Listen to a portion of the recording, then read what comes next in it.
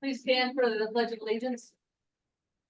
I pledge allegiance To the flag of the United States of America and to the republic for which it stands, one nation, under God, indivisible, with liberty and justice for all. Roll call. Counselor Whitaker, Never did do this. Here. Counselor Smalley. Here. Counselor Grossman, Here. Counselor Hamilton, Here. Counselor Woods. Here. Counselor Daigle, Here. Mayor Sumner. Here. Do we have any media present?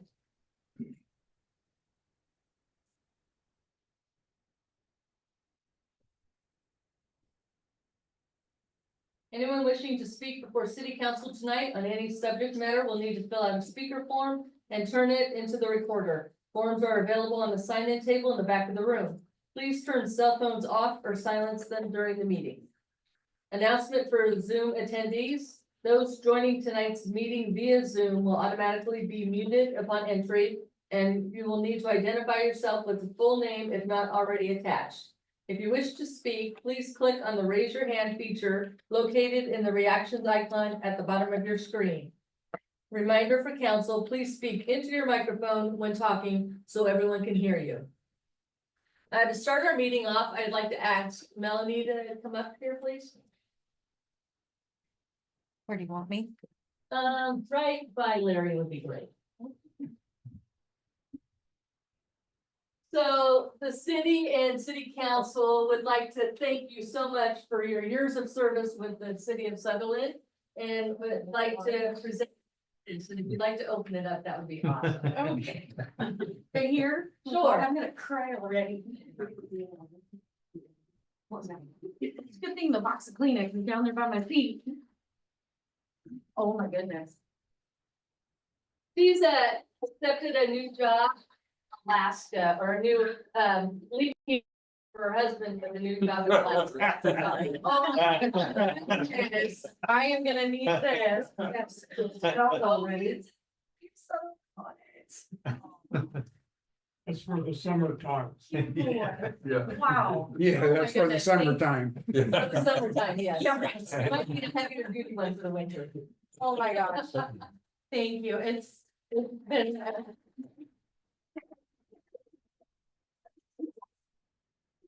And I know this is cutting out a little bit of the meeting for just a minute, but we do have a cake back there, and I know no one's gonna want to stay after the meeting, so we'll take 5 minutes for everyone to go grab a piece of chocolate cake so you can enjoy it during our meeting. And Melanie, would you like to say something? Oh my goodness. I'll try. You know, I've only been here for 6 years, but this is my family, like. Everybody at City Hall, council, everything, it's been amazing, and I don't want to leave, but I love my husband. So, we're gonna take a journey to Alaska. But thank you, everybody, oh my gosh, this is too much, yeah. We're gonna miss you. Thank you, thank you. No, I want you to know too that we're gonna miss you on Music Off Central because you've been a great help there too. Yeah, thank you. Oh, okay. You guys can retake.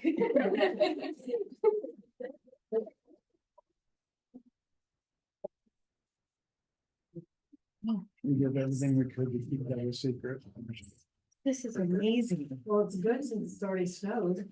Yes, Fair. it's already snowed. It's also got a cinch thing around the waist, so I'll pull it in, so it's not just that box. This is absolutely amazing. Oh, that's every Tuesday. Yeah. And you on the meeting tonight. Lindsay will be your new council mom. Maybe, yeah. My compliments on the job.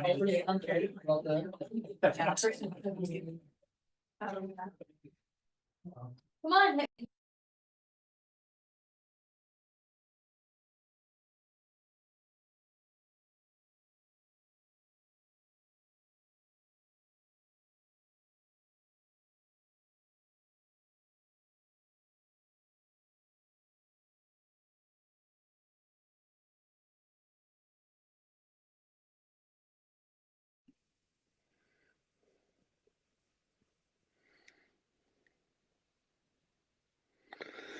It's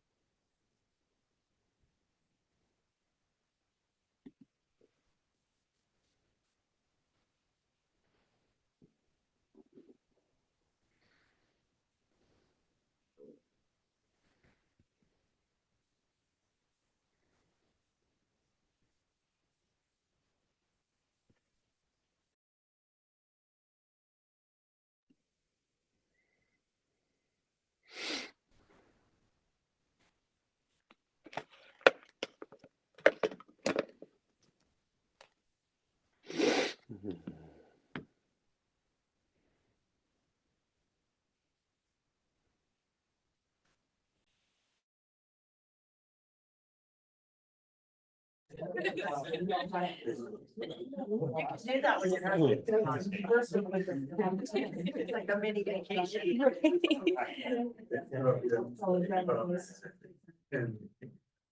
to take the rest of that home. Oh, my goodness. Jake, Holy smokes. I'm back to the office tomorrow. Yeah, he could go back to the office tomorrow. Larry, I need to talk to you. Counselor?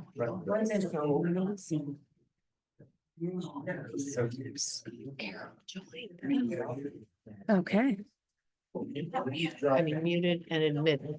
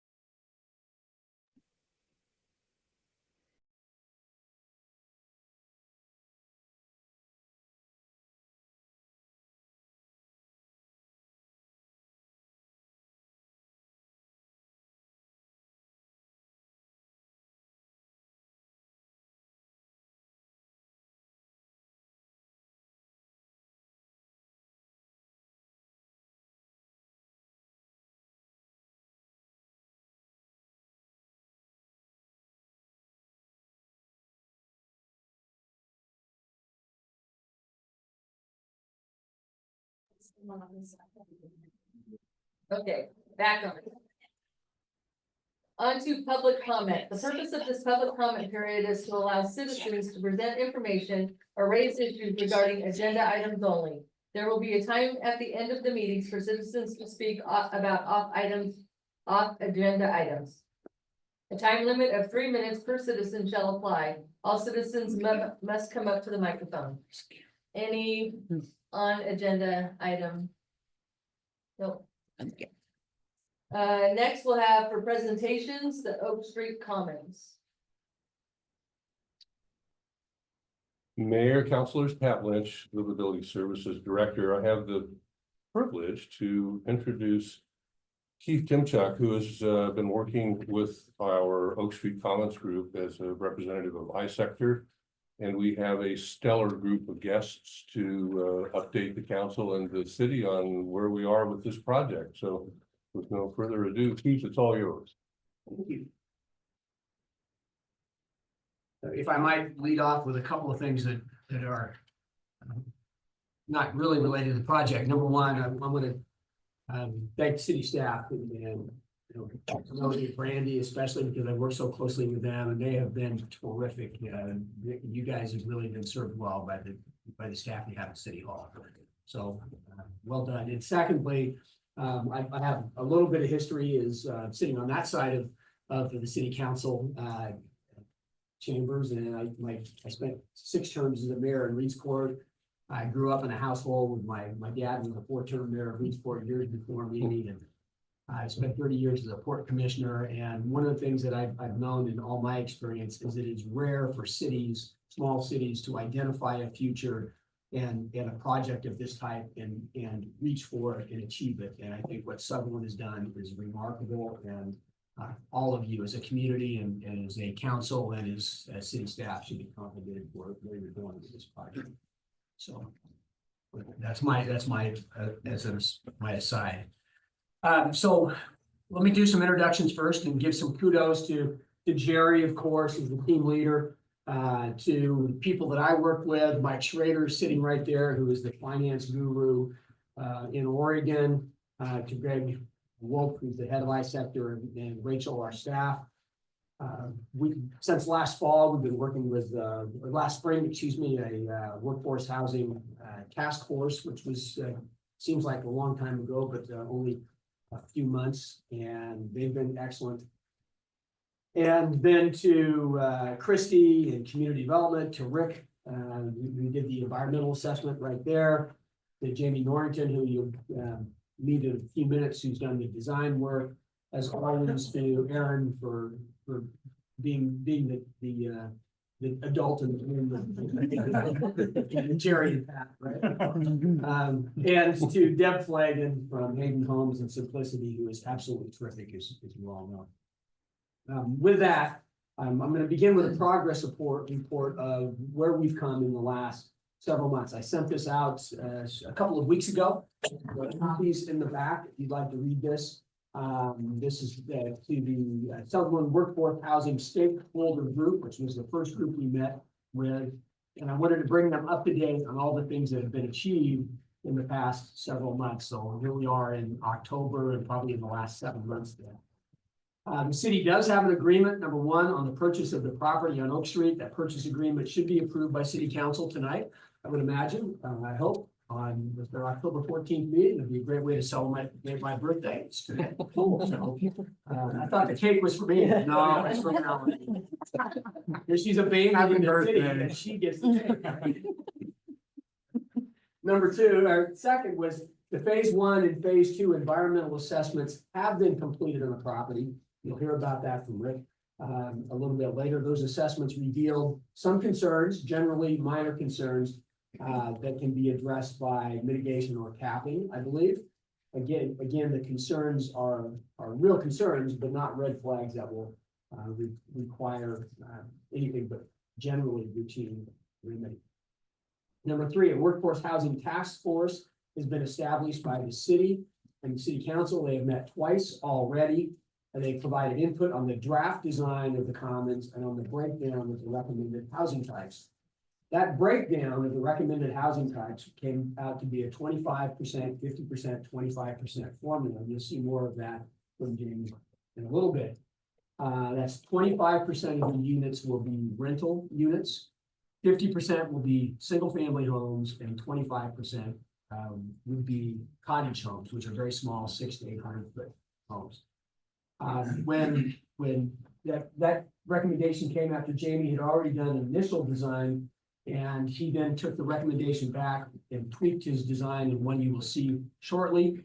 And they took the recommended formula and applied it, and it came up with a breakdown that now is about 20% rental, 60% single family, and 25% cottage homes.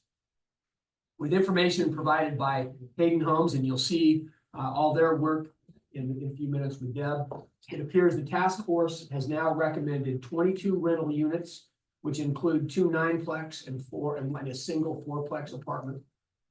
The single family units will run from 1,200 to 1,600 square feet. Many will include garages, but not all. And the cottage homes will be approximately 800 to 1,000 square feet. Likely, they will not include garages. A 501(c) is being established to implement a community land trust, which will hold title to the actual soil itself. So purchasers of the property, of the homes rather, will own the home, not the soil underneath, which will make them much more affordable for the workforce target that this community is looking for. And there will be a deed restriction on those properties at how they may sell them in the future, down the line. The city will soon produce a trifold brochure, which will provide user-friendly information on the design and housing breakdown, as well as the opportunities provided. The city will also design something very similar to this, and this is Oak Street Commons. packet for each type of dwelling. This covers the project entire. But these will be developed with more information about each housing option. Dan will talk about those options here in a bit. The city will begin to reach out to a small group of local employers to provide additional sounding board feedback on the design and on the brochure and packets, and that will happen shortly. And then additional funding avenues are being explored as we speak, and by and large, not entirely, but by and large, the public response has been quite positive.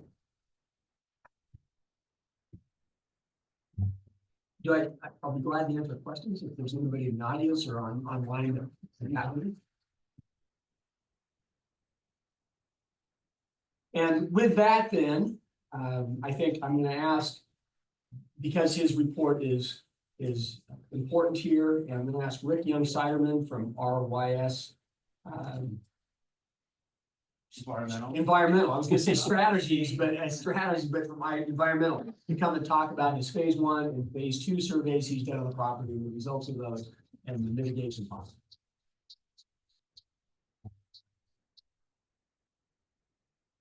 Hello, Rick Young-Siderman, RYS Environmental. I actually did the phase 1, phase 2 as a subcontractor to Land and Water Environmental Services. So if you look at the phase 1, phase 2, that might come up. Keith did ask me the question, and my answer was, in my opinion, the detected contamination is not likely a barrier to development of the property, but you're still going to have some additional sampling.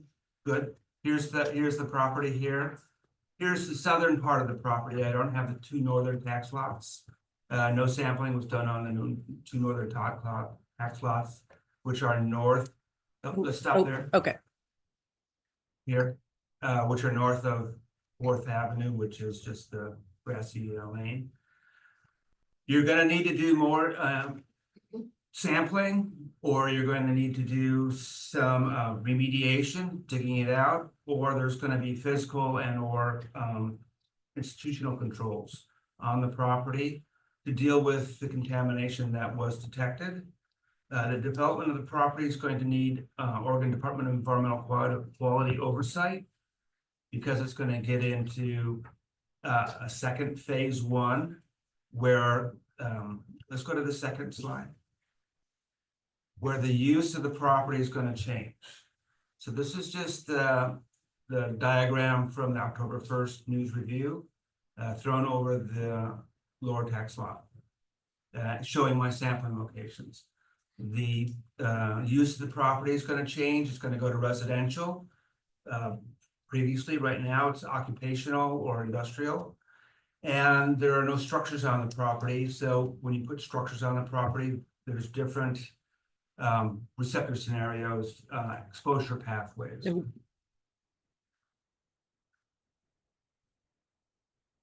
So you're going to have another phase 1 done at some time.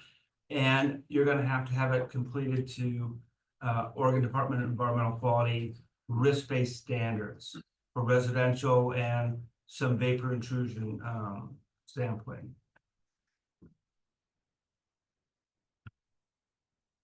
So let's go to the next one.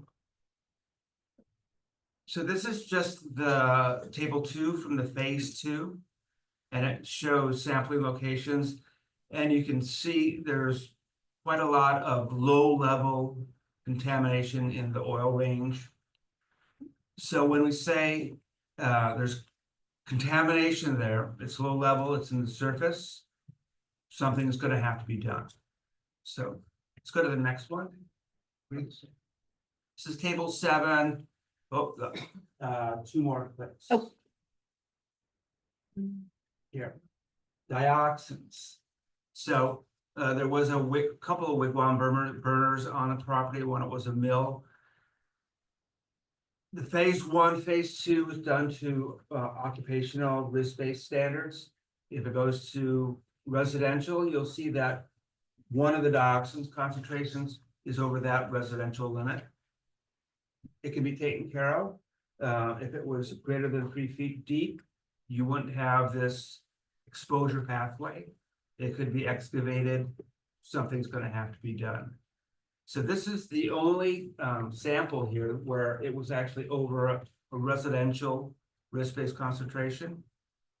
So it's not like all the other detections. There's not like there's a lot of detections that are over your residential standards. Still doesn't mean that there aren't other things the DEQ will want you to do. One of them is methane from the former log pond. They'll want that sample, vapor intrusion studies. So that was not done on the first phase 1, phase 2. And then just to wind up, you can develop the property. You're gonna have to have DEQ oversight. The DEQ is gonna sort of generate or make sure what they want done. The DEQ doesn't really do the phase 1, phase 2 process. They do their risk-based evaluations. The phase 1 actually does want the DEQ involved, phase 1, phase 2. So they work together, but some of the DEQ at least is separate. So I don't know if you have questions.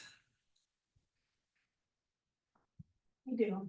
On table 7 here where it says the dioxins and purines were 7.3 on the second line, and then the other one is 4.7. Sure. It seems like that's quite a bit difference, or is that just not? a big It's the difference? same order of magnitude. It's the Okay. same order of magnitude. One being slightly over, I can't see that with the 4.7 is residential screening level. If you saw 4.1, the DEQ would still say you're close enough. We need to do more sampling. We might need to do a vapor intrusion study for dioxins.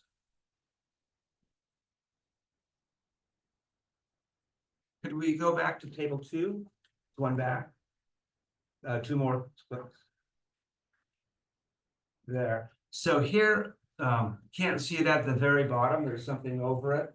But the residential,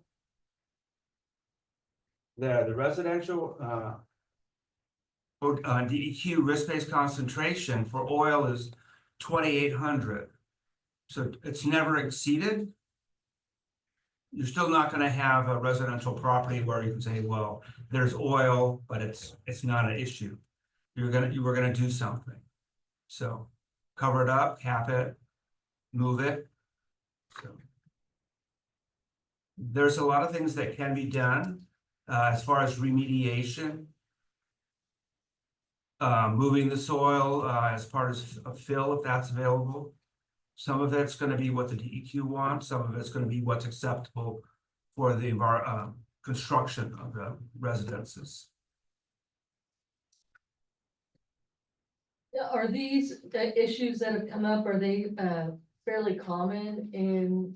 It's surprising that there aren't more issues with the old mill site. So have you seen sites like this that are turned into residential and are?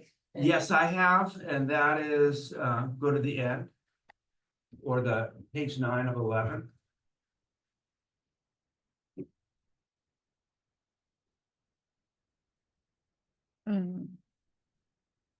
Okay, stop.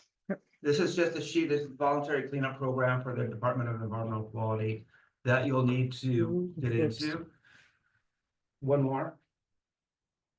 This is the first page for the Sunshine Park Apartments, 2022, Roseburg, on an old mill site.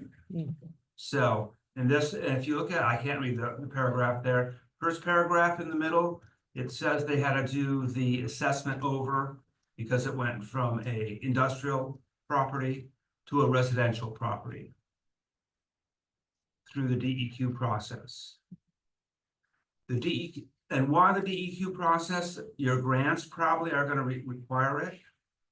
And it's, what else? It's just because the phase 1 ESA process also requires it. If there's a release, the release has to be cleaned up to state standards, which is the DEQ. Could we go one more there? And this is just the map of the Sunshine Park Apartments and what they came in and did for the DEQ. was a lot of work there. They actually had a no further action letter in 2007. They had to come and do it all over again in 2022 for the residential standards. But it can be done. But it can be done, yes. I mean, this was a much more contaminated site than the site that you have at Oak Street Commons. So this is a good go by if you want to see what was done. It's online, or I can give that to you. If you want to talk to the DEQ about it, Jeff Brown still works up at the DEQ. They're available.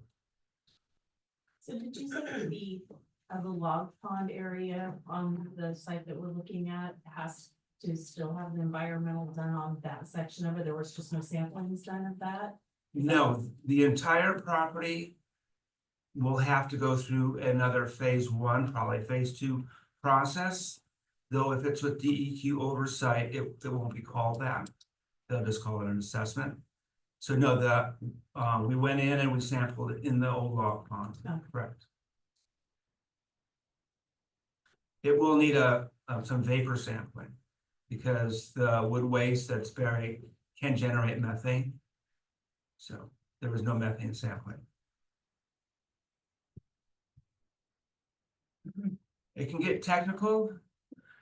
There's a lot of words that are just specific to the process. So. Any other questions? Rick, I have one question. So you mentioned remediation and remedy, and I think you mentioned excavations, removal and fill as possibilities, and capping, you mentioned that as well. So would those be the 3 most likely means of remediation and remedy on the property? Yes. Yes. There's a lot can be done. The DEQ likes sampling, so it could be sampling, then capping. So it can be moving there's a lot of piles of fill on the property, but there's also the log ponds a good 4 feet lower in elevation. I assume you have to level the site. It could be a good use for that fill material. Kim has one question. I'm just curious what we're looking at right now, where can this be found right now? Online, DEQ, it would take a little bit of work to get at it, but I can give you a business card and send it to you if you want. Thank you. So, but this is the Sunshine Park apartment. I'm talking about the Oak Street Commons. The phase 1, phase 2 Yeah, itself. where are those, those? I would ask the city of Sutherland if I don't have permission from, when I did the phase 1, phase 2, it was for the Knights. And so they've agreed to let me talk about it. But it's still their property, but they gave it to the city. To me, it's public knowledge. So, or in the public sphere, Land and Water, myself, has no problem giving it to the public. As soon as we get ownership of that, we'll do it. One of the methods to our madness, I talked to Christy about this today. I didn't want to do a whole lot of talking, but in this case, it's important. We made a decision, we didn't want to pay for this. If it came out to where this wasn't possible to be overcome, then we weren't out $40,000 for an environmental assessment, they paid for it. But now that it has cleared that we can do this, it seems complicated, but we can do it. It's within reasonable time frame too. We now will buy that portion back and make it available when we get it. It's 1,600 pages. Yes. Boy, are you verbose.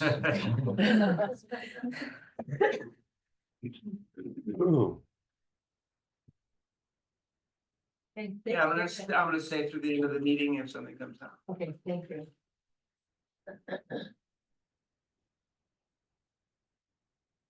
Thank you, Rick. You're welcome. And I'm going to turn this over now to Jamie Norrington from Civil Solutions Design, and to Deb Flagan from Hayden Homes, Simplicity at Hayden Homes. And Jamie will talk about the design work. I think you'll see it here, and then Deb will then present information about the housing types that you could expect to see on the property when it's fully developed. Thank you. Keith. Good evening, councilors and staff. I want to apologize for my voice at the get-go here. I went to the Duck game on Saturday. Still recuperating. But I want to start with just a little bit of background, I guess, on how we got to where we are currently, quickly. Obviously, the current zoning is the M1 light industrial. That will be changed at some point in time here to R3 multifamily residential, which ultimately that's just to drive dwelling density, right? Get the most amount of lots we can get, functional lots on site. Excuse me. But also part of the process will, the project will be a planned unit development that allows for, increased density, get to go away from some of the city standards, such as street widths, right? We can shrink the street down a little bit. That saves on costs, upfront cap costs. But it also provides more land for development. But some of the PUD allows for me to basically deviate from the standard. And those standards that I can play with, have some flexibility with, are the minimum lot size, max lot coverage, minimum lot dimensions, max structure height, and then the minimum side yard setbacks, excuse me. There are, though, a couple items that we cannot toy with at all, even though it's a PUD, and that's dwelling density. So for R3 multifamily, it's 12 to 27 dwelling units per acre. We're closer to the 12, 27 unit or dwelling units per acre is like a high-rise, real compact high-rise apartment complex, which I don't think anybody wanted. Sammy, can I? Yeah, just 1 absolutely. second? You mentioned PUD. I'm not sure you gave a definition of PUD for the folks online. Yes, it's a planned unit development. Yeah, absolutely. And then the other items that can be or cannot be deviated from is the front and rear yard setbacks. Front yard setback of 15 feet, the rear yard 10 feet. All the lots on the layout, which we'll have on the screen here shortly, they're actually all 20 feet. It's more than 15, and that being is we did it that way to provide at least 2 cars parking space at the front of each home. We had to do that because of the parking requirements through the design standards. We didn't meet the parking requirements. We actually have ample parking. It's not all strategically placed, nice and neat around the facility, but we did what we could do. Excuse me. And then with the, thank you.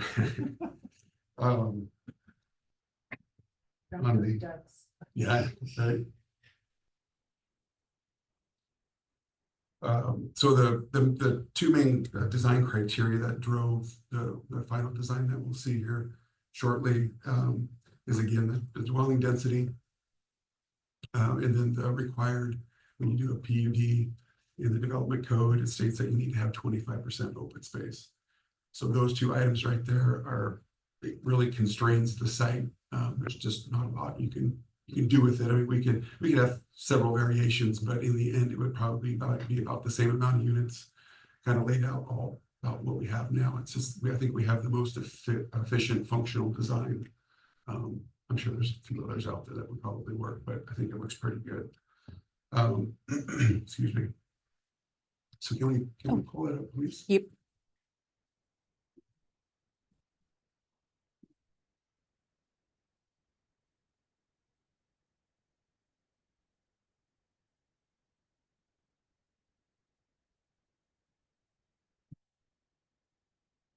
Thank you.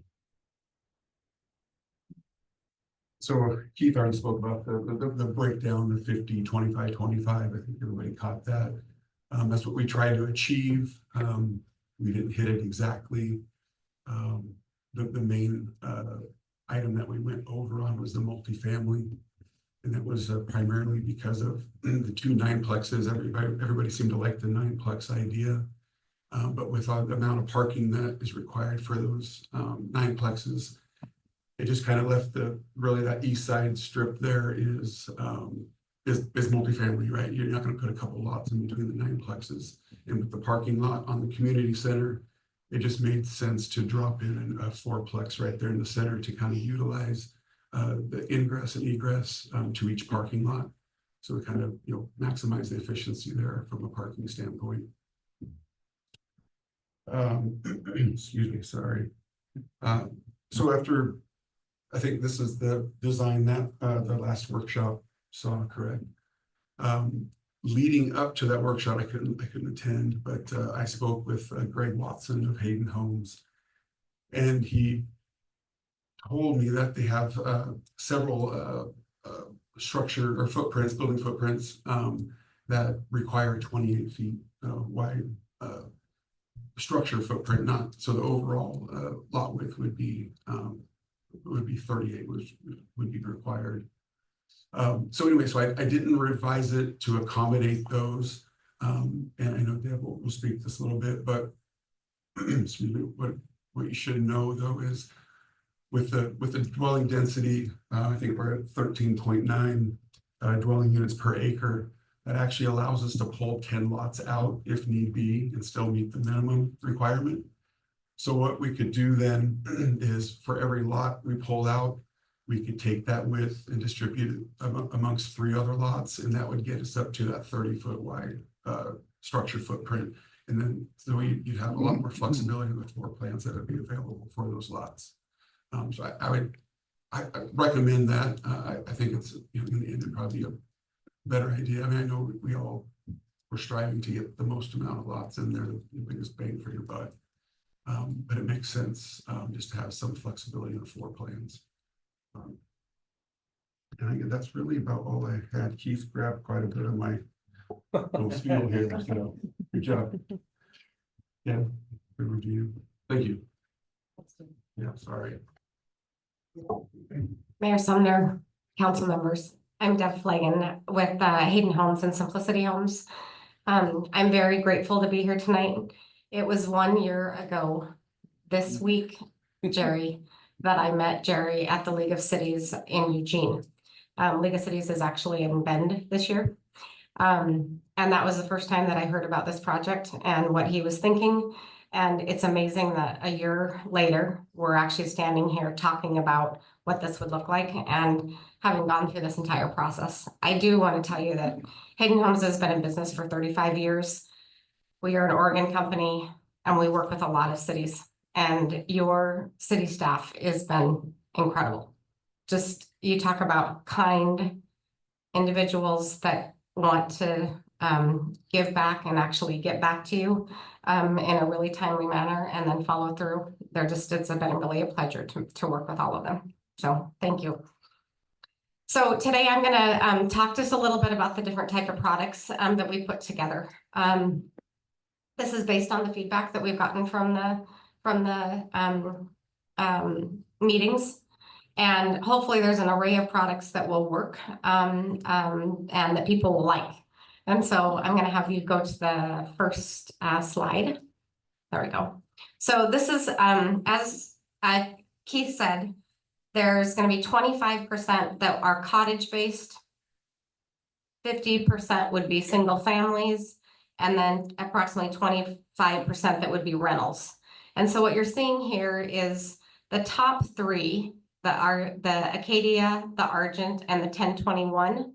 Those are our little cottage product, and they are ranging in square footage from 400 to 1,000 square feet.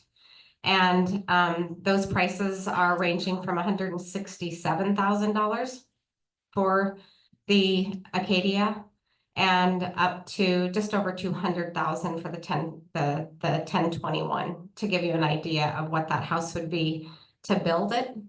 And that does not include the land price. The homes directly below it are single family homes. These are the Alpine and the Cascade. Those are 1-car garages. And Those would be on separate lots, and then you'll see the Hemlock is our duplex floor plan that would have a 2-car garage, and that can be built as attached product. Next slide. And then this is an example of our 9-plex apartment building. This is 9 different units. These are 1 and 2 bedroom units. And these would consist of 1 ADA unit that would be available on the first floor. And that's right at about 1.65 million for that 9-plex.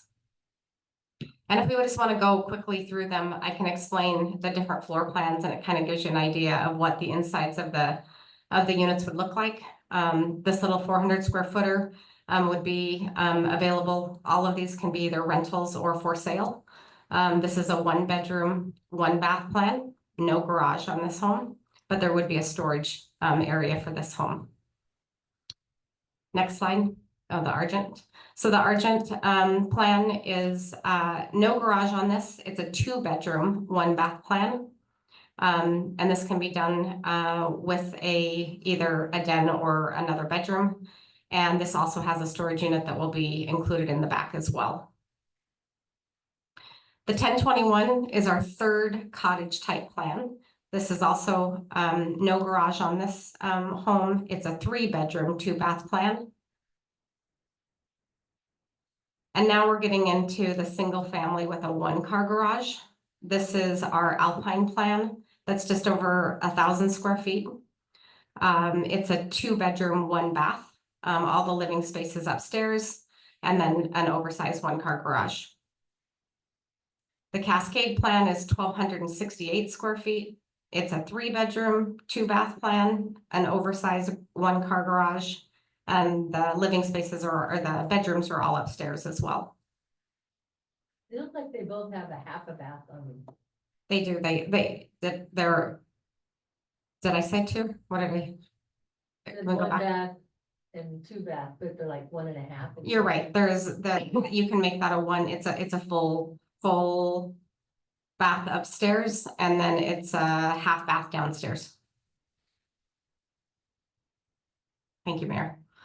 And then this is our Hemlock, which is our attached duplex plan. And this is right at a little bit over 1,500 square feet. This is a 2-car garage. And this is a 3-bedroom, 2.5 bath on this plan as well. Those are attached.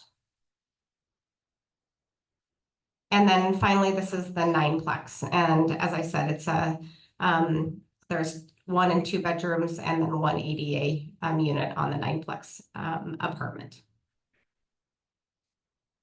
And I'm not going to go into all the detail here. This talks about what is included in each one of the plans, all of the standard features. There's a few options that are available on each one of the plans, but it outlines what those items are specific to each one of the plans, and then some of the available upgrades too, if there was something that was important to either the owner or the renters. Any questions?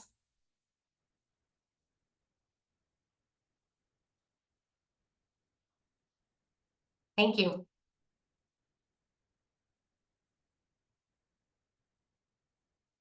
And as there are options, ultimately, I imagine that the final choice of which options will go on the property will be the responsibility of the Workforce Housing Task Force, which you have already chosen and selected and are at work, and with input from the council, and certainly with input from the public, I would imagine as well, and what that final choice of which homes go on which properties and which models you prefer. Yeah, I think it also with input from the businesses that want to be included of what they would like to see. Exactly, right. Yeah, I was going to say that's one thing that I know the city and Jerry and Pat and I have talked about is approaching those employers with that sort of feedback. So thank you for reminding me. With that, I think we'll move on to the financing strategies. Mike Schrader is here and with Oric, and he's been working with iSector and is an expert in the financing market. And every time I listen to Mike, I learn so much. I think you will as well. So Mike, I'm going to turn it over to you and to talk about financing options. And also, if you would please, a little bit about the deed restrictions that might come in as the And the five oh one properties are C developed. three, And what's that? the 501c. The 501(c) and the 501(c) as well. Mike, it's yours. Thank you. Keith, I'm feeling the pressure though. You've put a lot of pressure on me, so I delighted to be here, group, and just want to echo Deb's comments about what a privilege it is to work with the members of the city team, led by the mayor and your city manager and others on this. Really an absolute pleasure to work with all of you, and really excited about what you've been able to put together and the progress that's been made on this. It's truly community building at its very best. And I think as you become successful with this project, you're going to be looked to by many other jurisdictions who have similar needs and are going to learn from what you've designed and built here on this. Just really starting at a really basic level here. I mean, what you've heard today is about what is proposed to be built. And a little bit, what will drive a lot of the financing is both what you're building and who you're building for. So rentals, ownership, whether that ownership is in a community land trust, long-term deed restriction, or a shorter-term deed restriction in terms of just preserving the public investment that's in the project. I know you adopted a resolution approving your Umpqua Bank tax-exempt loan to potentially finance the purchase of the land. If that land is contributed by the city, that will lower the cost of the project, meaning that the homes and the rents, the home purchase prices and the rents will be lower if that's contributed versus if the project has to pay for that land. I know you were successful in the last session with a grant from the state for infrastructure. As those dollars are contributed, that will lower the cost of home prices for homes that are for sale, lower the cost of your rental units, lower your rents on that. So again, sort of starting with the proposition of what are we building and who are we building it for will drive a tremendous amount of your financing in terms of what's available, how much you can borrow, how much you need to grant fund. And as Keith alluded to here, the other piece of this, which is to be determined, is what does local employer participation in the project look like? Is there a possibility of direct investment? Is there a possibility of lot purchases? There's a range of things that your employers, public and private, can do to facilitate and that will drive the financing plan for these units. As we've been working with Jerry and Tammy and team, one of the key elements and sort of next steps in terms of the financing plan here and actual ownership of the project is to form a special purpose 501c3 nonprofit entity. That process is underway. We'll be working closely with the city staff and with your city attorney, Chad, in terms of forming that 501c3 entity for the specific purpose of designing, owning, constructing, and operating a middle income workforce housing community. It's a special purpose entity. That 501c3 entity it's anticipated that will be the entity that borrows money. That's the entity that will receive grant funding. And we won't put the city in the middle of the ownership structure or the related liability for the project through the formation of this 501c3 special purpose entity that will, again, own, construct, and finance the project with whatever long-term covenants come with those housing units that are part of that project as well. The other piece of this, which will be a key decision point for the city team on this, is how is that 501c3 entity governed? Do you move the task force into a governance or board structure on that? What controls does the city retain over that 501c3 entity?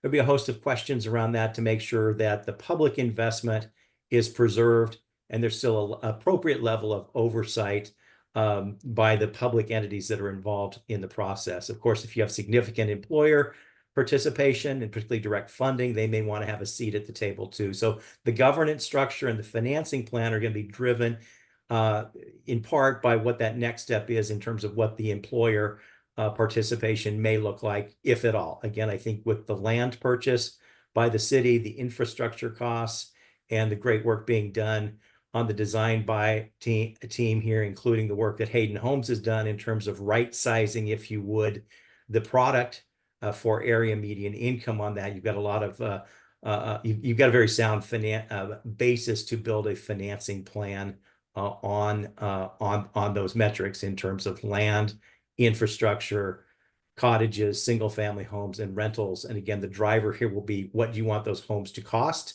and what do you want those rents to be on that. And there's a number of factors that will build into that and will inform your overall financing plan for the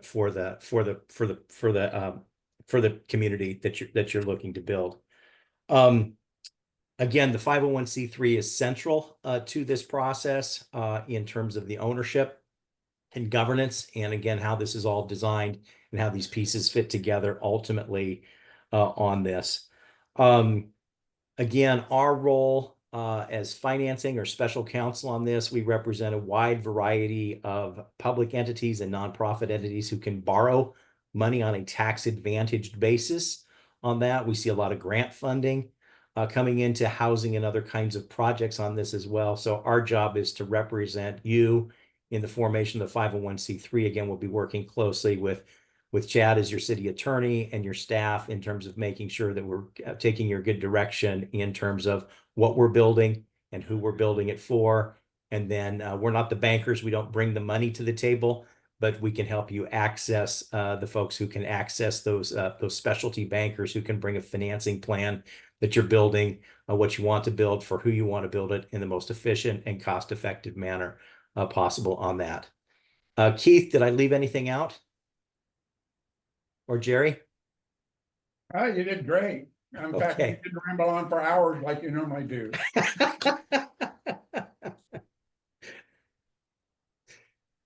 Great. Happy to answer any questions. Thank you, Mike. Thank you. And I want to echo a couple of things that Mike has said, and he constantly reminds me the key to these projects are determining what you're going to build and who you're going to build it for. And he said that several times, and Sutherland's way ahead of the game. You guys know what you're going to build, and you've already identified largely who you're going to build it for as well. And Mike always reminds us that that's very critical to this process. And I probably should have led off with this. And as I think about it, this is not a problem unique. Workforce housing for people in Oregon communities is not unique to Sutherland, as you well know. It's across the state. In fact, the governor has emphasis on the building of 36,000 new units each year for the next 10 years to meet the workforce housing demand in Oregon. And we know that there's been lots of effort put into low-income housing. There's 1,000 groups working on that, and every builder, or most builders in the state, are building towards an upper level of price range for homes because the market is so strong. My daughter and her husband both live in Reesport. She's a high school teacher, and he's in the U.S. Coast Guard, and there is no way they can afford a house in Reesport, even with 2 professional jobs and doing quite well, thank you, just because of the price of the homes. It's this kind of emphasis that you're placing on finding affordable homes for this Sutherland and its workforce individuals. I think that is very commendable, and other communities, as we've already said, and Mike has already said, are really looking to Sutherland as kind of a model. I get asked about it.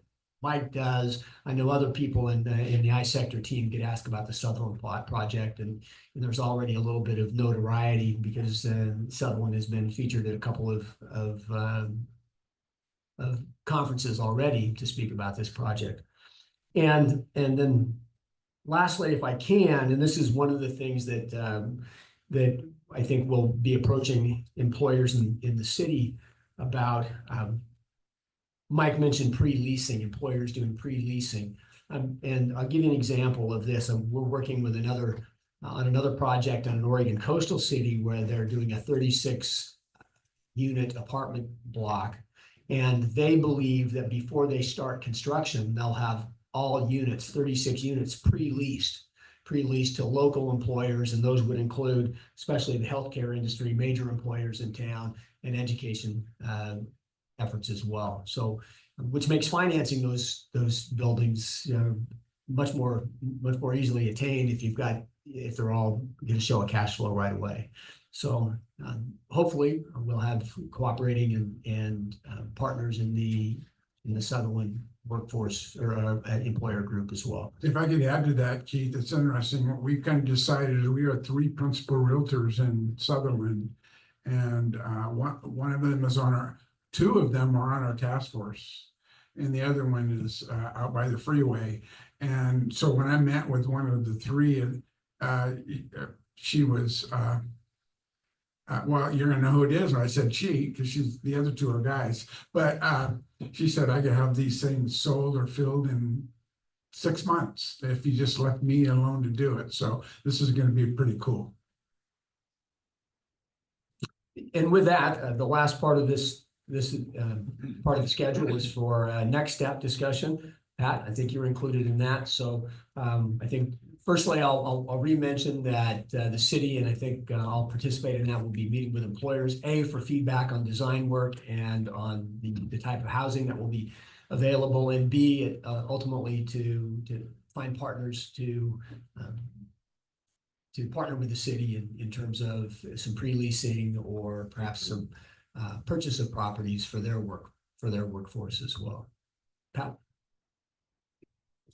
I think as, listening to Michael, you can tell we have some work to do as this project moves forward, but we're at a critical juncture here tonight. So what your decision makes all of the difference, obviously, on how we move ahead with this. I would just say that I think it's important that we contact a wide array of potential investors and renters in the business community so that we get a better idea of specific needs and requirements from their businesses so that we can kind of craft this to their needs. I think Jerry's right. We've heard from a number of realtors and even the HUD representative that essentially the availability of rental apartments and homes in this town is 0. So when, nature abhors a vacuum, so that I think when we present a project like this to the public, I think our problem is going to be what order do we allow people to actually reserve properties? I don't think our problem is going to be filling them, and I don't think it's going to be financing it. So, but I think we do need to have, real heart-to-heart discussions with a number of the people that we've met with a couple of times already that have expressed interest and need in all of our major industries, and get their feedback to help us. Because I think when we cooperate with them in terms of what we're presenting and maybe even down to what we're building, because we have a lot of different options, I think that will make this a higher quality project. And, the more good minds that are on this, the better, as far as I'm concerned. So moving ahead, I think we're going to need to be talking to people quickly, because we want to put the materials together. Once we decide, as Michael said, the 501c3 is a key component as well, because then we can tell people with more specificity how this all works. And everyone wants all the questions answered right away, and we don't have answers yet, but we're getting there.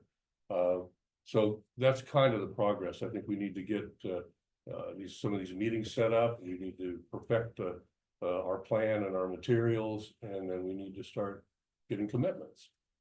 I think Michael agreed with me. We talked about this a couple of meetings ago, that at this point, what we've got kind of is a capital project where we need to individually speak with interested people and get commitments. And that will make the financing of this easier, and I think it will ease the burden on your minds of making decisions on a project of this scope, because this is a big thing for our city.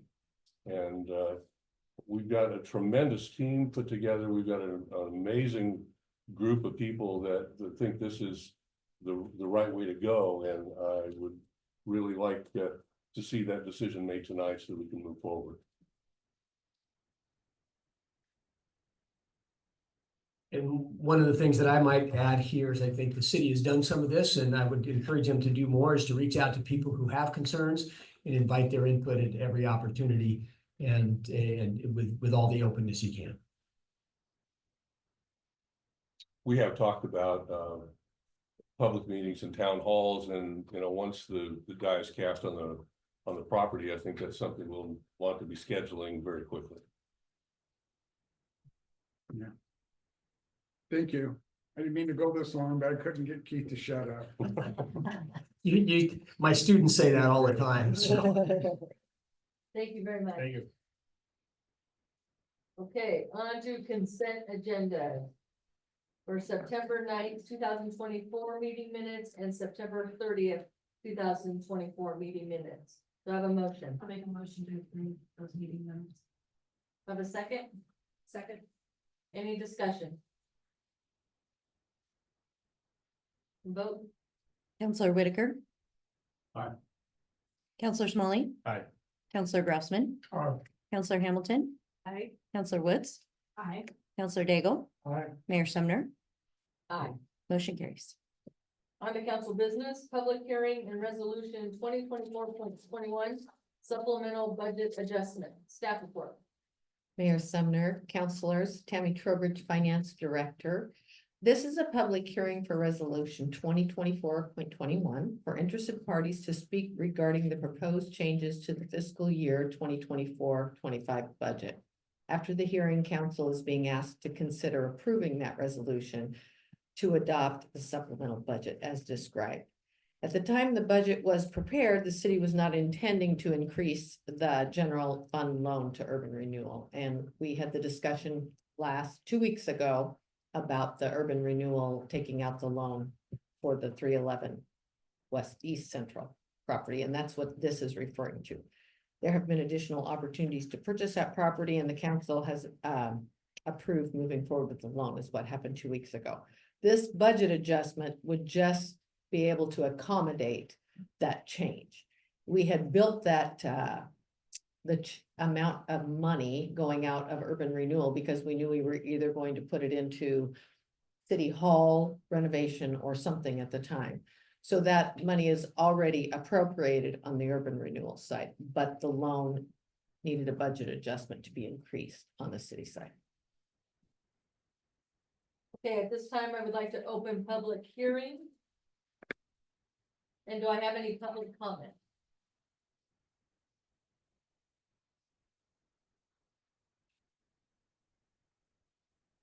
Okay, at this time, I will be closing public hearing. And for resolution 2024.21 supplemental budget adjustment, do I have a motion? Make a motion, that we approve resolution 2024.21 supplemental budget adjustment. Second. I have a motion and a second. Any discussion? You can vote. Counselor Whitaker. Aye. Counselor Smalley. Aye. Counselor Grossman. Aye. Counselor Hamilton. Aye. Counselor Woods. Aye. Counselor Daigle. Aye. Mayor Sumner. Aye. Motion carries. On to resolution 2024.22 Oak Street property purchase, staff report. Mayor, Council, Christie Gilbert, Community Development. So I think the presentation spoke about the property itself. However, I do have a correction in the staff report. It was noted by one of our community members that I have a typo. It said slot 1,000, not 100. So that makes a bit of a difference. And then it's at phase 1 and 2 that I spoke about in the report, not up to. So at this point, with that wonderful presentation that we heard from everyone from, we ask that you approve resolution 2024.22 to authorize the city manager to enter into a agreement for the purchase of this property with $560,000. Do I have a motion? I make a motion that we approve resolution 2024.22. Authorizing the city manager to enter into a purchase and sale agreement for the purchase of the property. Second. I have a motion and a second. Any discussion? I think we should explore any possible negative thoughts that might include people who purchase that property.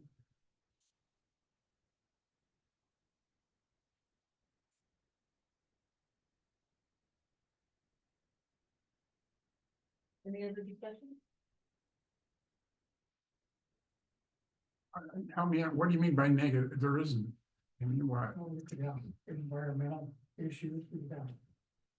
Several things, and basically we're buying a property that. Yeah.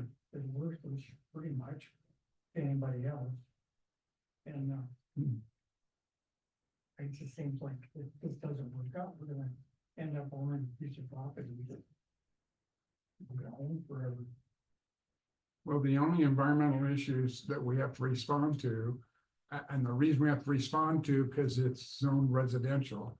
If by chance that happens to fall apart, we'll go back to selling it as an industrial site, and we don't have to have any environmental issues.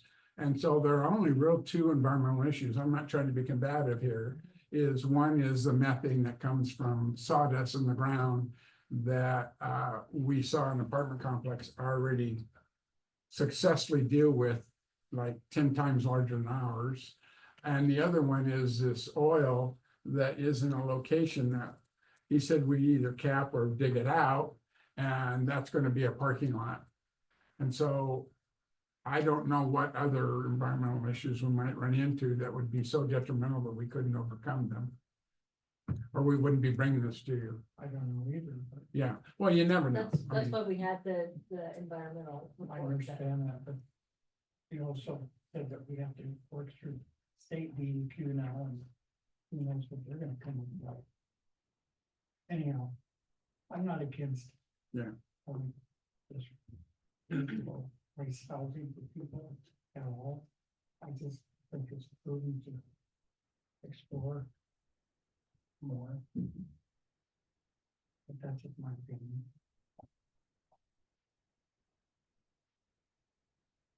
Any other discussion?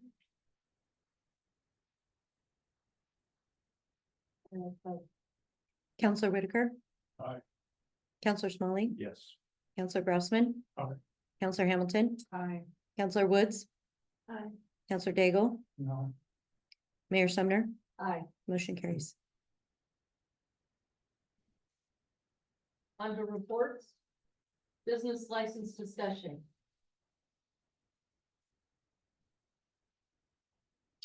Mayor and councilors, Pat Lynch, Livability Services Director, I've provided you an update on the report that you got at the last meeting that just kind of outlines some of the important things that are involved with business licensing. I also gave you a timeline and the feedback I got on that I had provided too much time, that it was too far in the future. So I've got a rather aggressively updated timeline.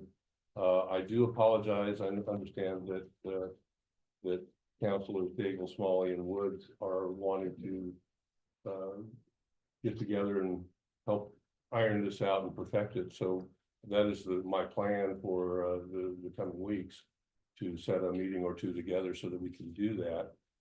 There's no other change in here other than the timeline, which really suggests that this would be a requirement in July of 26, but phasing in the ability of businesses to apply early and get a free year bonus. There are other concepts that we can look at, but I don't think the need for this is any less than it was when we first talked about it.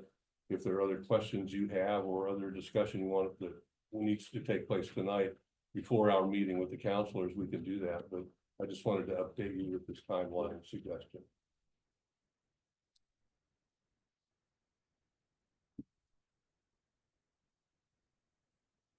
You all okay with that? I like that. I did too. Personally, I did. So we'll get together and we'll make sure I haven't misspelled something important, and if you have additions, particularly with the scheduling public input, I think that's going to make this work. Or If I could though, it's Councilors Daigle, Woods, and Smalley. Good.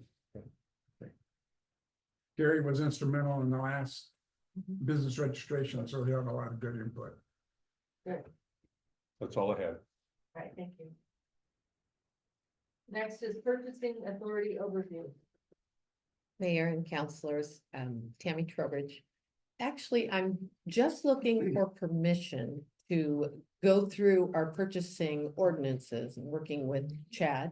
And because of inflation, So our purchasing procedures have been in place for years. Since I've been here. Since he originally came. And we've had significant inflation in the last few years, as we all know. And the $25,000, this is just an example of some of the constraints that are starting to bubble up, but the $25,000 threshold that Jerry has authority to sign a contract for.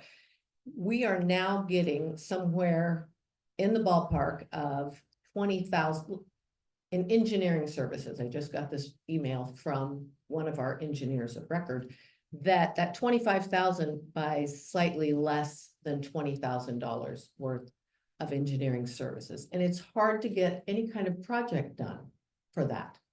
I'm not coming with any recommendation right now. I'm just asking if I can, as far as you're concerned, look into that. See if we can renovate that to more closely mirror state law, because our thresholds are well below state purchasing requirements. And so I would just like a chance to run at that and see if we can do something more appropriate based on how inflation has kind of constrained our ability to operate. Is this right now, question? Is this where, are you asking for like more authority, like in saying how much more you can just say we can do this much amount, this amount? It would come back as a staff report, a full report to you based on some research that we're doing and looking at what the state has and those type of things. I'm just asking for the permission to work with the city attorney and do some research on that. And bring you back some sort of I'm kind of thinking recommendation. you're gonna like maybe look at other cities and what they do. as well. Look at other cities and see what kind of recommendations Chad has and those kind of things. That sounds reasonable. Thank you.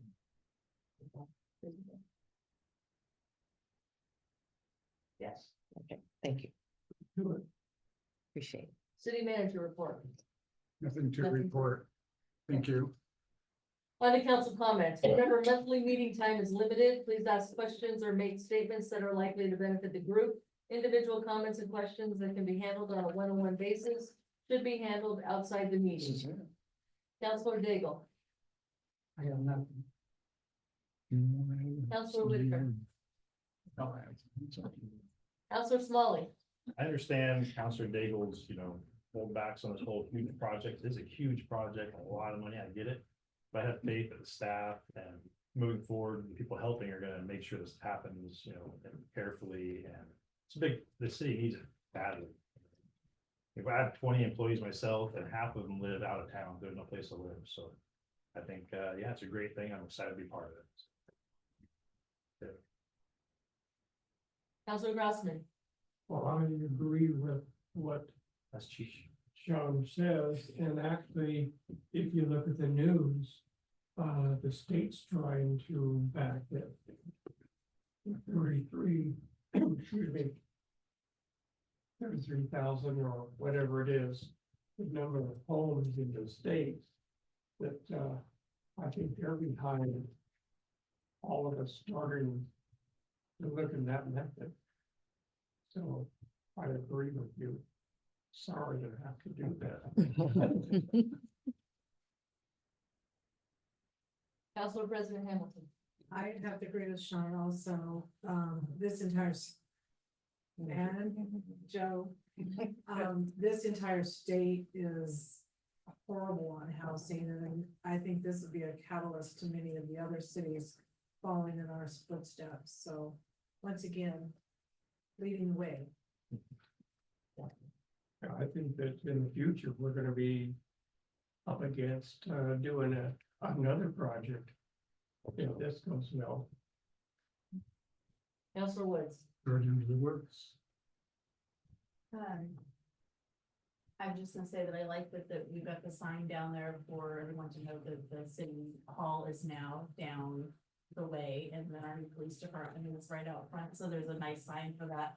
And then also I wanted to, at last council, I had mentioned that there was the Thrive on Quad event at Ford's Pond, and they had over 500 registrations. for that, and there were probably at least that many people participating, coming into our community.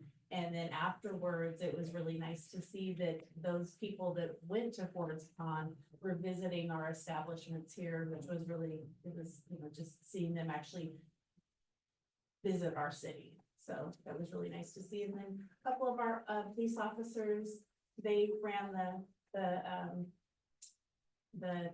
5K. It was really nice to see them do that too. So.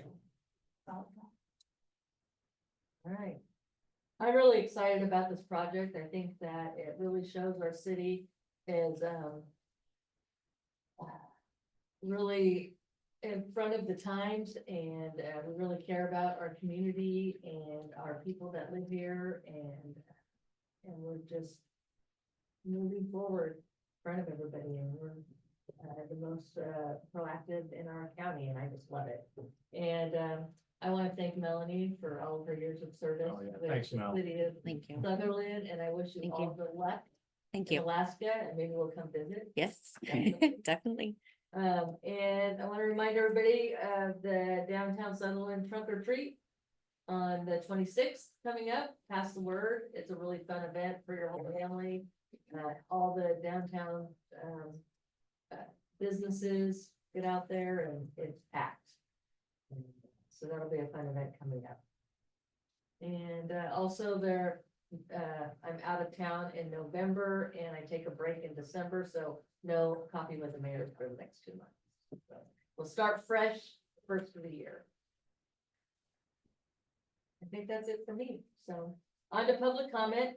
The purpose of public comment is to allow citizens to present information regarding items off the agenda. A time limit of 3 minutes per citizen shall apply.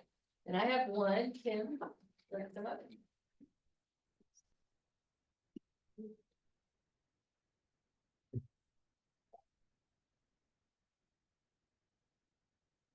So with this proposed development for the Oak Street Commons, 6th Avenue is already a busy street.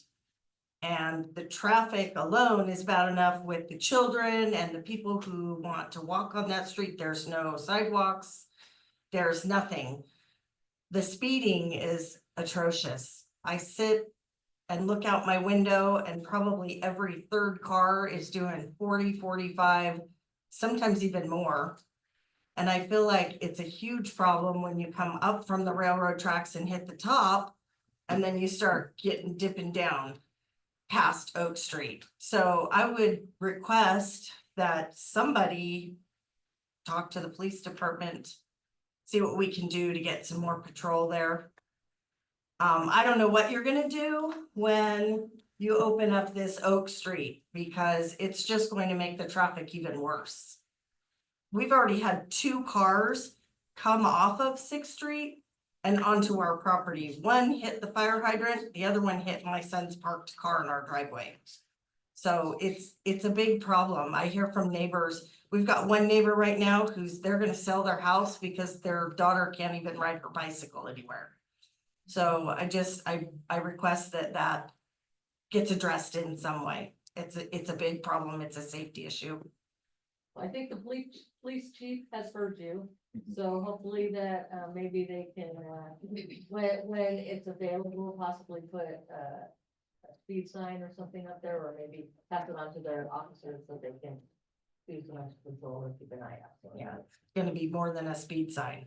There is a speed sign that's down under the dog park. Down there to remind people that you're going too fast. That's blocks away. So I feel like a speed sign is not gonna do it. Everybody knows that's supposed to be 25 through there. And I mean, we have people that burn off their tires in front of our house. So it's a big problem. It is. It's a safety issue. I can't believe that there hasn't been a child run down yet. Yeah, and that's gonna be a problem in all streets. I mean, my street has the same issue. And actually the speed sign's up right now, and it's slowed people down quite a bit. Do you have sidewalks? On one side, yeah. We have none. So, thank you. Thank you. Madam Mayor, before you adjourn, I just want to make a comment that I'm gonna lose my friend, my partner, my annoyance, as she used to be. And I wanted to say this for the end, to let you know how much I love you, and I'm gonna miss you so very, very much. And You're making me cry. how appreciated, just, we all love you. And nobody loves you more than me and your husband. Not in that order. But I just wanted to take a moment to say, bye, Melanie. It's been great working with you. You had to do it, didn't you? All right, Lisa. Meeting adjourned. Oh, goodness. That's okay. Say the recording is stopped or any of that.